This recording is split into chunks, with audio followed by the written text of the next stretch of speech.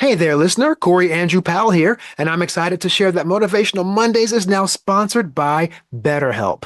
Feeling stressed or anxious? Well, BetterHelp brings you online therapy that's convenient and affordable. NSLS members get 50% off your first month of BetterHelp when you sign up at betterhelp.com/NSLS or click the link in the show notes. Start your journey to better mental health today.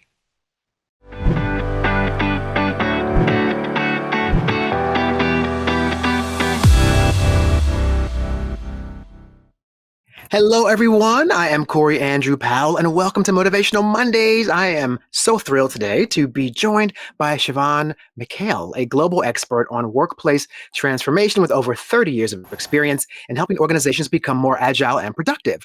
Siobhan has been known for leading the radical culture shift at ANZ Bank, which went from being the lowest performing bank in Australia to one of the most admired. Now, drawing from her new book, The Hive Mind at Work, Siobhan shares the lessons she learned from observing bees and how group intelligence can drive meaningful workplace change. Siobhan, welcome to Motivational Mondays. It's great to be here. Thank you, Corey.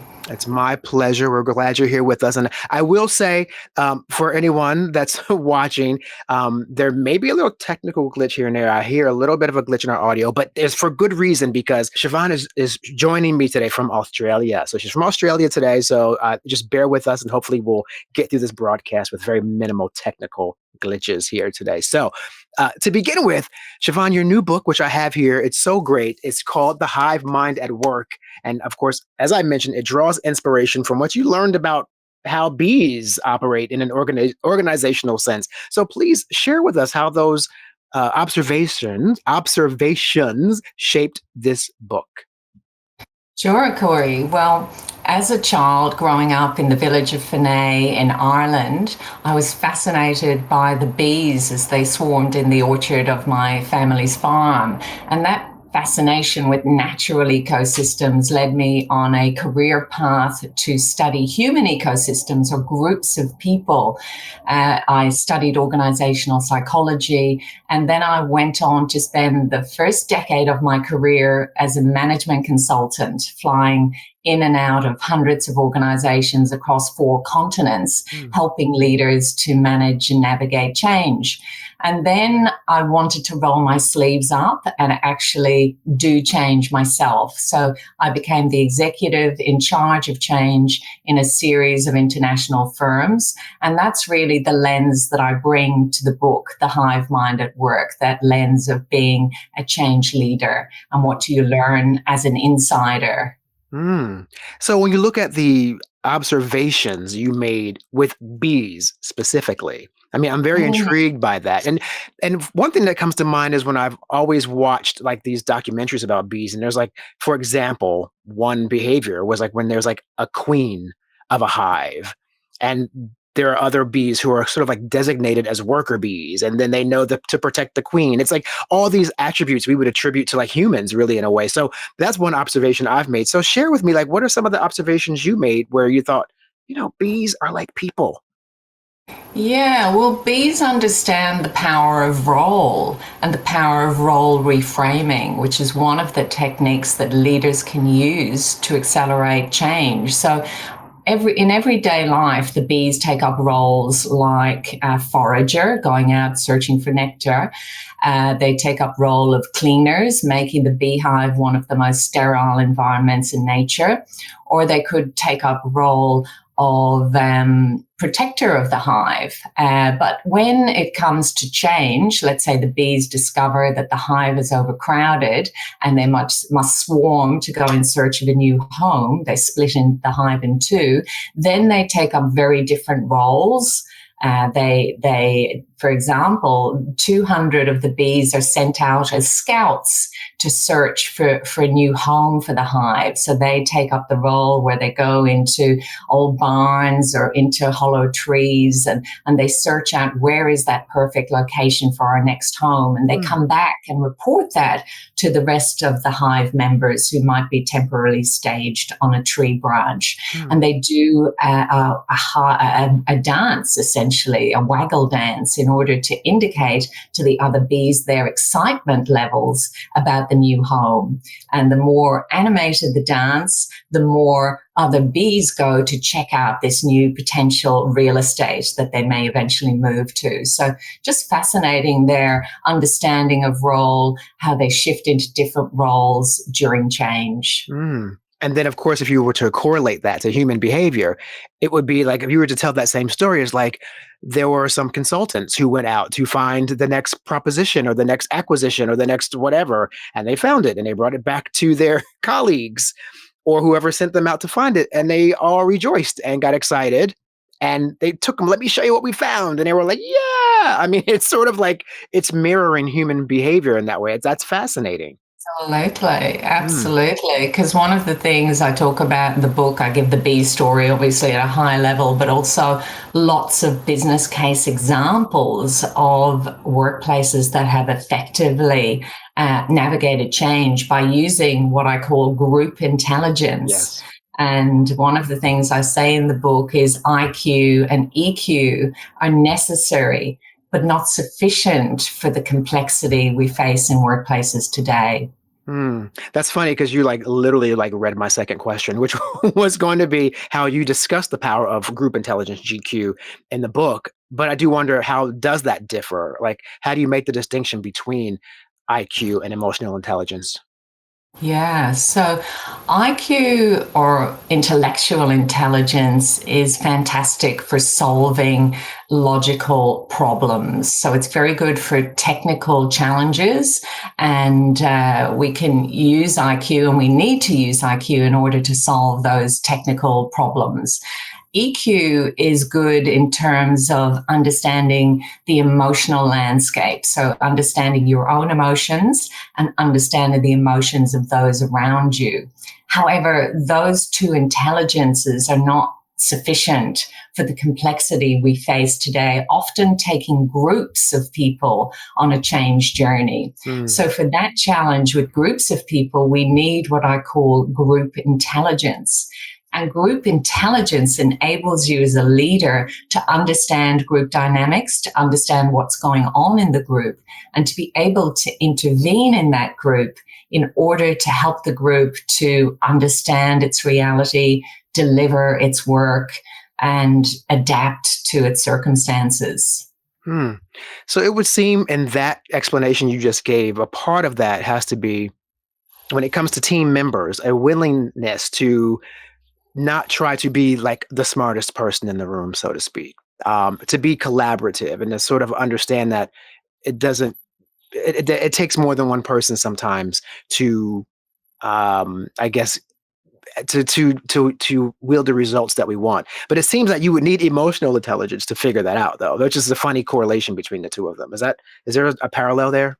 Yeah, I say it's an and, not an either or. So you need IQ plus EQ, plus you need to now add GQ or Mm, group intelligence in order to understand what I talk about in the book is the 9 laws of group dynamics. You must understand these 9 laws and be able to navigate the change. And I give people 4 steps in order to navigate group change. mhm, And these 9 laws are really important. And one of those 9 laws, to your earlier point, is the law of multiple perspectives. And that is that with any group, there will always be multiple perspectives or lenses on the situation, depending on where you sit.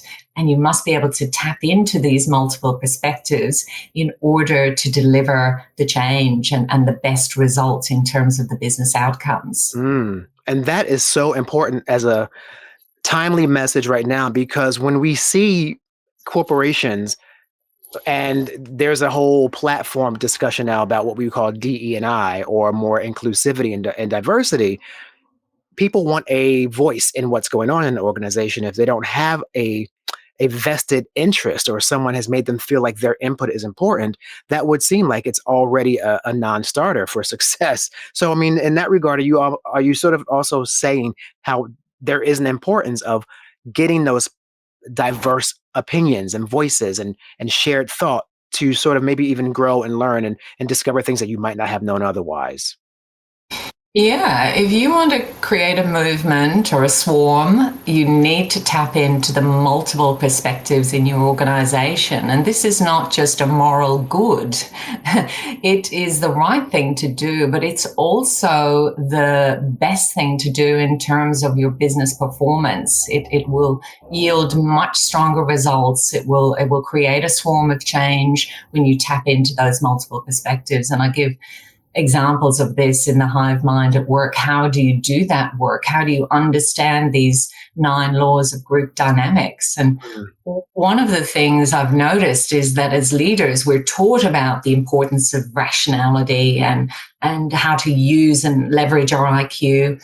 We're taught about EQ and the importance of understanding our emotions and the emotions of individuals around us. But we're not taught about GQ or group intelligence. How do you deal with groups? How do you understand groups? How do you take groups on a change journey? This is what we need to rewire our brains for the systemic, for the collective, for understanding how groups operate and how they adapt. mm. I will tell you how important this is for me because I've done this podcast now as the host at least it's been 3 years, I would say, and we talk a lot about emotional intelligence, and we talk a lot about the uh, importance of what we call durable skills or soft skills in like a digital world or an AI world, and it's always about emotional intelligence. I've never had a discussion about group intelligence before. Like this is really, oddly enough, it's a simple construct, and it makes so much sense what you're saying.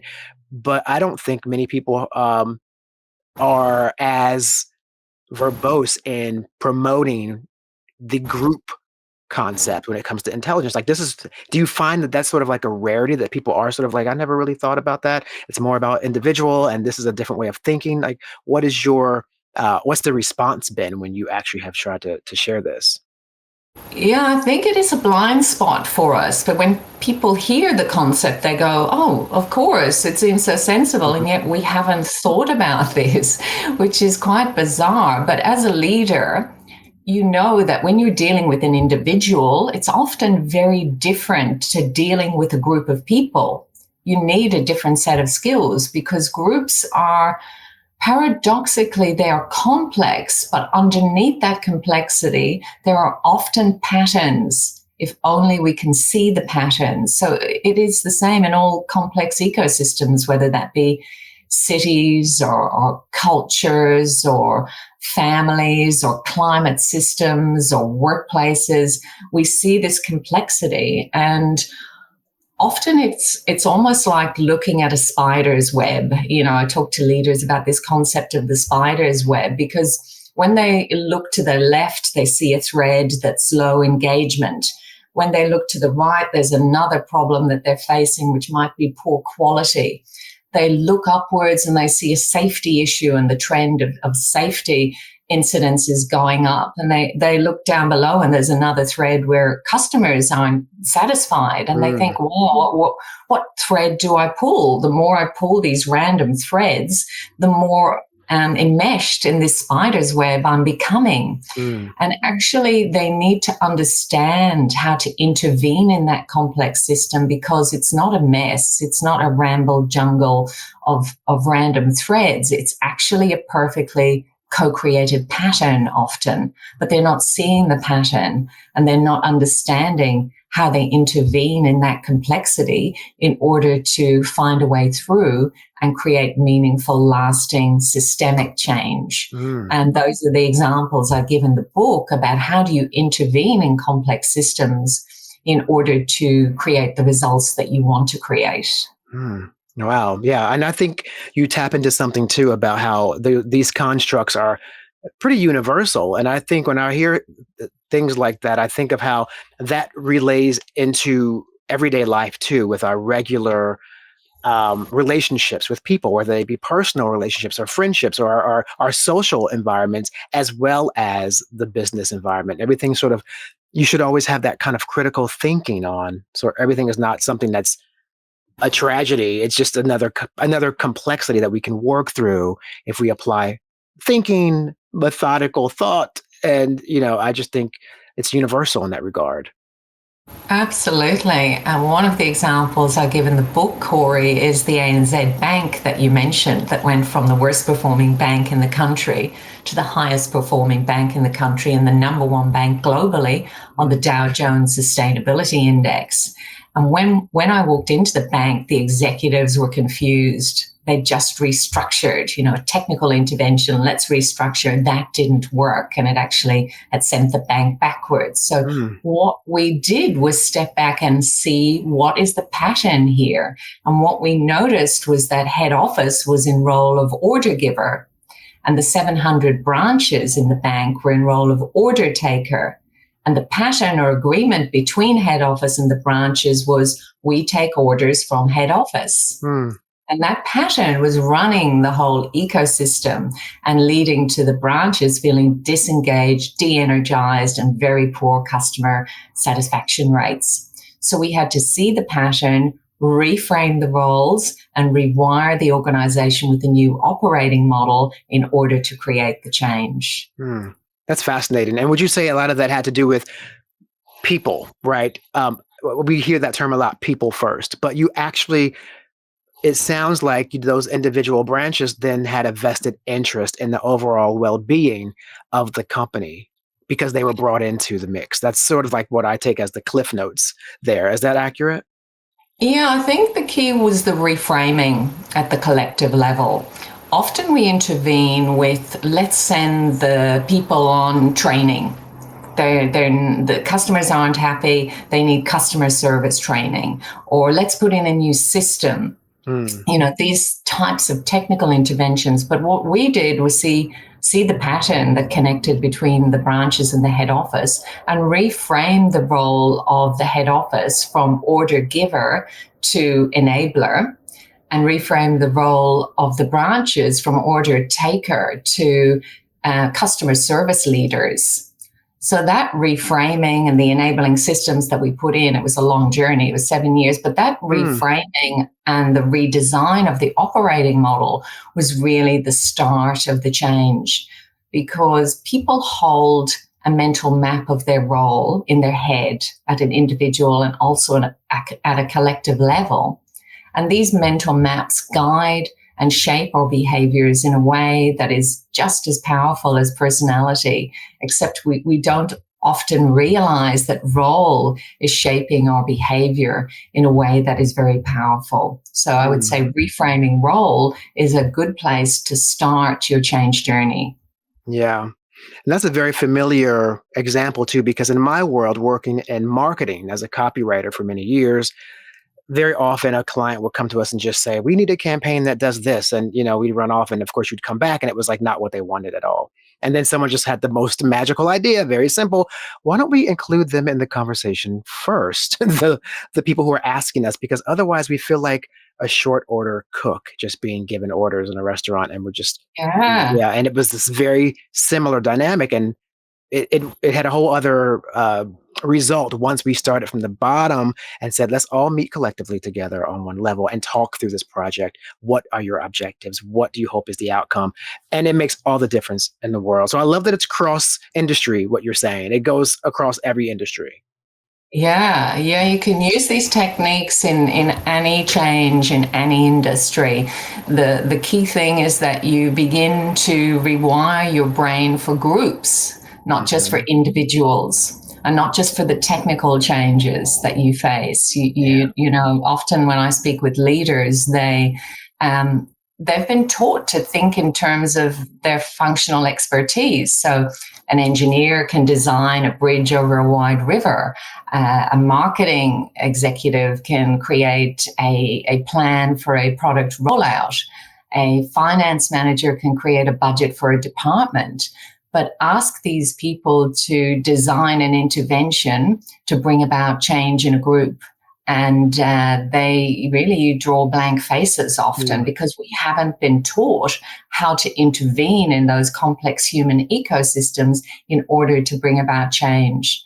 And one of the first places you start is understanding the patterns. So in the ANZ example, what was the big pattern running the organization? It was the order taker pattern where one part was giving the orders to another. We had to see that pattern and reframe the roles in order to bring about change, putting in more systems, more training, all of those usual interventions were restructuring. They were not working. When it comes to reframing those roles, then, would you say that is one of the main difficulties or pitfalls that you have experienced when it comes to workplaces trying to bring about change, or are there any others that you think are also problematic that you have helped people work through? Oh, every change is different. So you must see the reality of what is going on in that particular ecosystem. For example, I give lots of examples in the book, but another example that I gave was at an infrastructure company where they were facing increased complaints from clients. And when I spoke to the newly appointed GM, she was quite frustrated and she wanted to, she said, I think we need new equipment because, it's an old fleet, our equipment's out of date and clients aren't very happy about that.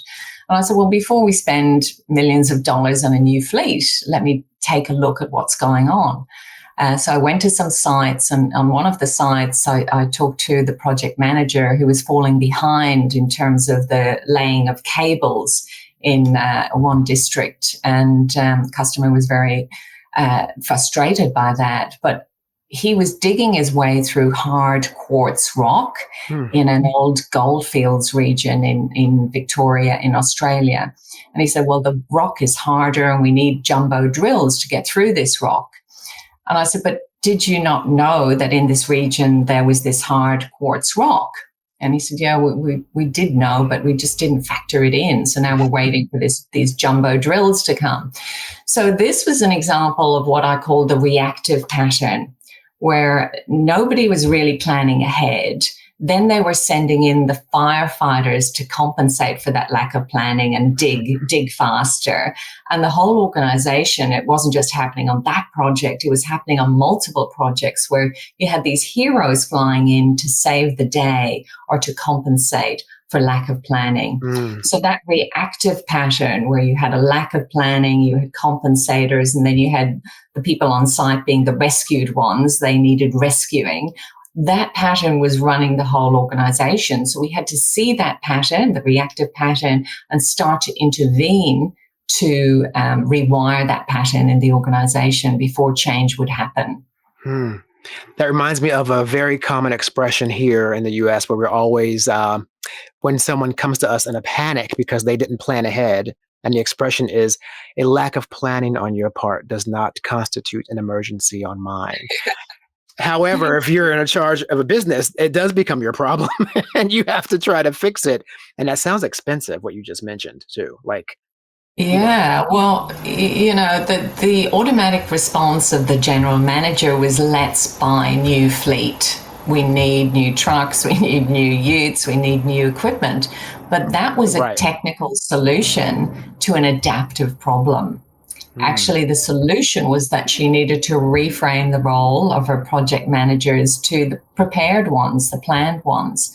What she did in order to help that situation was she started to put in a review team that would review every proposal and make sure that they were looking out for risks, like, is there hard quartz rock in that region that might slow us down and we might need jumbo drills in order to get through it.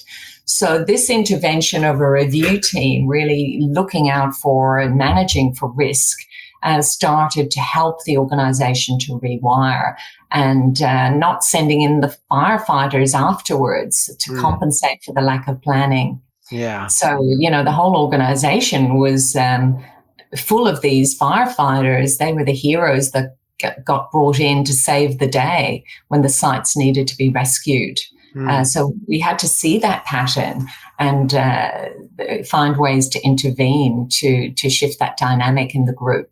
Yeah. And again, that's one of those things too, where you can translate to regular everyday life, just preparedness. I mean, it's funny how sometimes the most simple things that save the day, once we really look at them critically thinking, Yes. they're really simple. Just, hey, but did anyone test the rock? Yeah. simple concept. Yeah. Yeah, that's very And funny. it's that reactive pattern that the organization had become blind to. And that's another one of the 9 laws of group dynamics is pattern blindness. Hmm. When we are in an ecosystem, a human ecosystem, we can often become blind to the patterns that are running that ecosystem. And in the infrastructure company's case, it was the reactive pattern. In the ANZ case, it was the order taker pattern. And when you're in that ecosystem, it's very easy to get caught by the pattern. And within a matter of weeks, you can become blind to it. Sure. It's just the way things are done. So, Hmm. yeah, for change leaders, they need to see the reality. They need to spend time diagnosing what's really going on and Mm. seeing these patterns that others may have become blind to. Yeah, yeah. I can't imagine how many times I know I have personally, and I'm sure you have too, been in situations where someone tells you at an organization when you have a suggestion on how to do something different or differently, they will say, "Oh, well, we don't do it that way. We've always done it like this." That's how, Yeah. right? That's always the go-to, but that's not working. So why would you respond that way? It's really, Yes. And the thing when that happens as a change leader, because often as change leaders, we face that response. What do you do then? Who teaches you this? mm, This is the response I'm getting. What should I do? right. And I talk about that in the hive mind at work. What is your response when you face that resistance? And for some people, they push the change through. But what that emerges in the ecosystem is what I call the pushback pattern.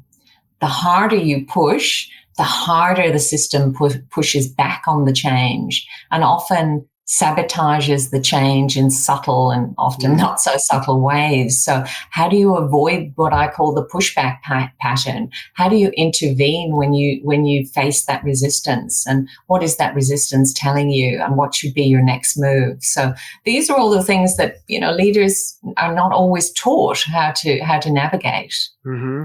Yeah, and I can imagine some really great ideas die that way because they're not heard, because the leader who's trying to propose something new gets shut down with, "We don't do it that way. That's not how we do it." And then you just retreat back to your corner, and the company keeps going forward, doing everything wrong again. Yes.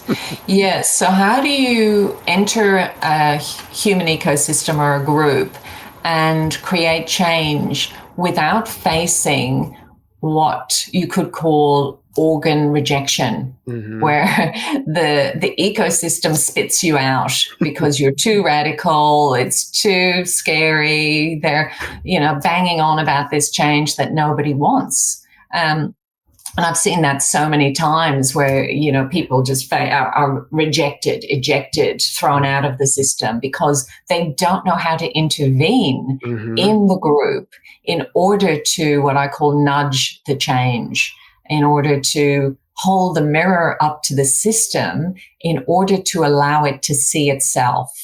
Mm. Yeah, no, that's such a great point because it's about a couple things there: accountability and just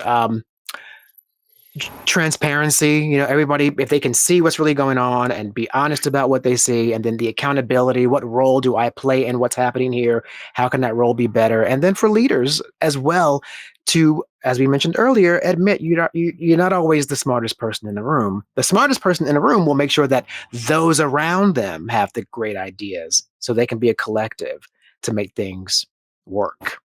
So, Yes, yes. mhm. Also, understanding role in system. So, let's say you're a culture, you're trying to change the culture. You might even be a DEI expert.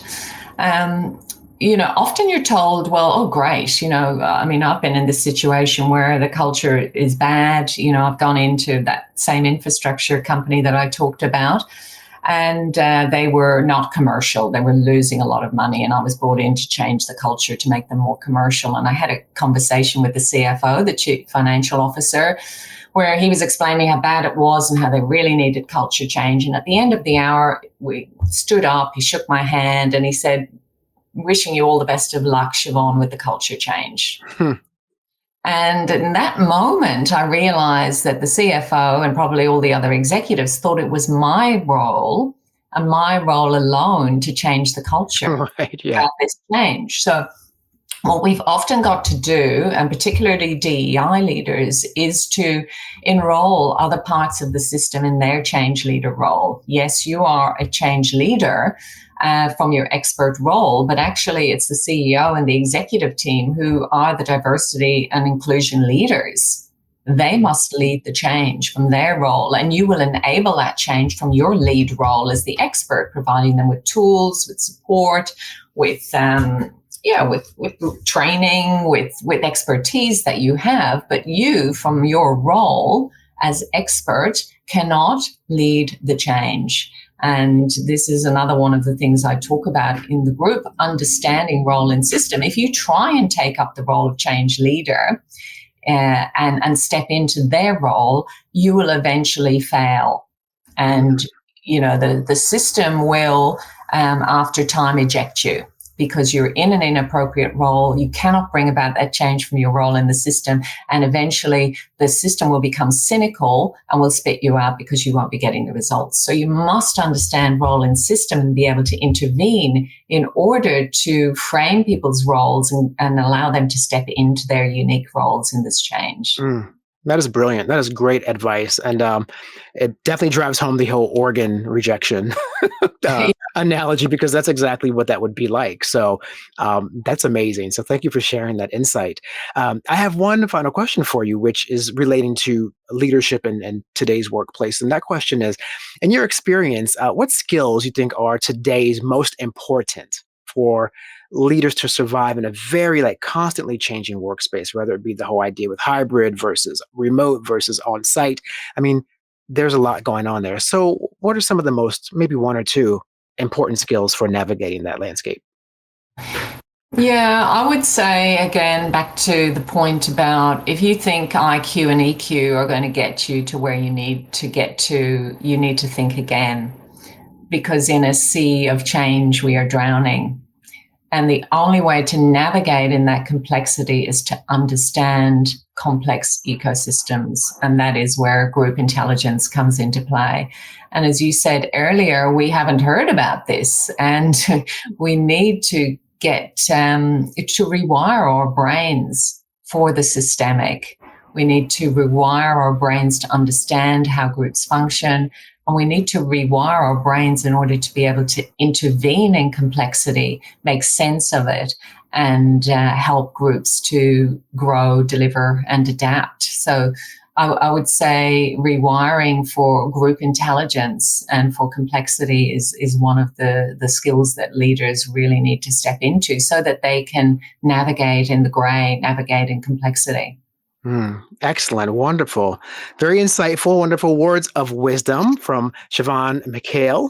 And this is, I'd love conversations like this because I think for our audience, which is a college age audience, to non-traditional students as well who are much older, there's just a wealth of knowledge there that can help you through various stages of your career. So Siobhan McHale, global expert in workplace transformation and author of The Hive, Mind at Work. Thank you so much for being here today with me on Motivational Mondays. Thank you, Corey.